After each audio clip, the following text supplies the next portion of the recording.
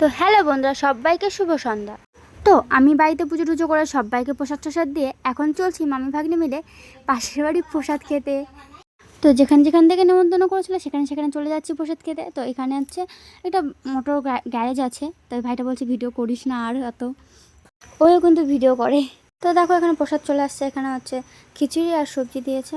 তো আমরা নিয়ে নেওয়ার পরে পাশে আরেকটা দোকান আছে, ওটাও হচ্ছে গ্যারেজের দোকান, তো ওখানেও দিচ্ছে।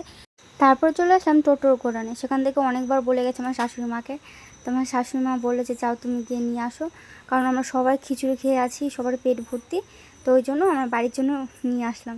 তো সেখানে বলছিল যে তুমি বসেও খাও নিয়েও যাও, তো কি করে খাবো, পেট তো পুরো ভর্তি। আর এই যে দেখো পুচু এখানে বাড়ি নিয়ে আসছি, তো পুচু এখানে বসে বসে খিচুড়ি খাচ্ছে।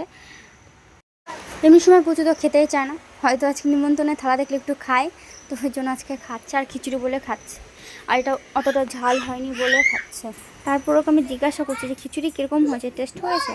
তো বলছে যে হ্যাঁ টেস্ট হয়েছে, যে ওর ঠাম্মির সঙ্গেও খেতে বসেছে। তো বন্ধুরা, তোমরা কত জায়গা থেকে নিমন্ত্রণ পেয়েছো আর কত জায়গা থেকে খিচুড়ি খেয়েছো আমাকে কমেন্ট করে বলবে।